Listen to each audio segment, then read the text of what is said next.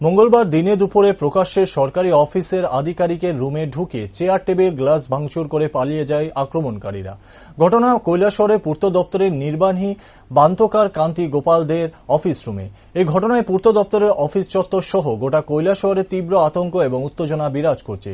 ঘটনা সম্পর্কে পূর্ত দপ্তরের কৈলাসহর বিভাগের নির্বাহী আধিকারিক কান্তি গোপাল দে সাংবাদিকদের মুখোমুখি হয়ে জানান, গত 6 জুন মঙ্গলবার দুপুরে হঠাৎ করে দুইজন অপরিচিত যুবক ওনার চেম্বারে ঢুকে জানতে চায় সম্প্রতিকালে কৈলাসহরে 19টি কাজের টেন্ডার করা হয়েছিল।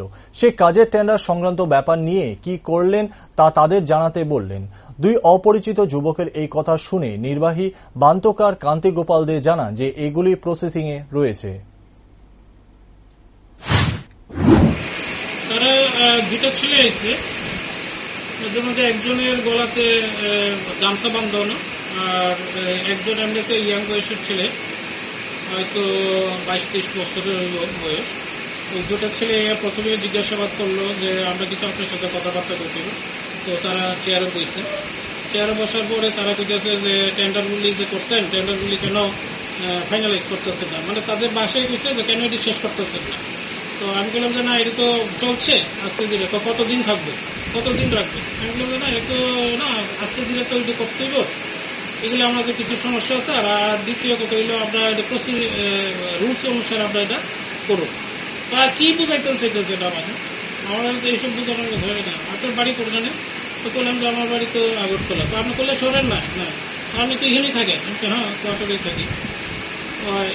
এরপরে দেখলাম যে এটা টেন্ডার রিলেটেড। তো আমি আমার অ্যাসিস্ট্যান্ট ইঞ্জিনিয়ারে ডাকাইলাম। তো উনি আইসে এরপরে জিজ্ঞাসাবাদ করতে কি কইতাম, আপনারা কি বুঝাইতে চেষ্টা করছেন, এই নিয়ে চলছে। আমি বললাম যে ঠিক আছে, আপনারা কোন একজন লেসে আছে, এভাবেও আছে। তো লেসে যারা আছে তাদেরকে আমি দিয়ে দিই, আর এভাব যারা আছে তাদেরকে আমি দিয়ে দিই। কারণ আমার বিজেপির লোক পাইতে হইবে। তো আমি কেমন কি করে বুঝুন যে এটা বিজেপির লোক? আমি এখানে তো সবাই চিনি না যারা টেন্ডার করছি, 19টা ওয়ার্কের টেন্ডার করছি। তো আপনারা একটা কাজ করেন, নামগুলি দেখে যান, যেহেতু অনলাইনে হয়েছে, এটা ওপেন, সবাই দেখতে পাই, আপনারা দেখে যান। তো কিছু দেন আমার কাগজ। তো আমি আমার ইয়ে ডাকাইছি বিলিং ক্লার্ককে। তো উনি আইসি ভিতরে আমরা নাম লিখে দিই। তো তারা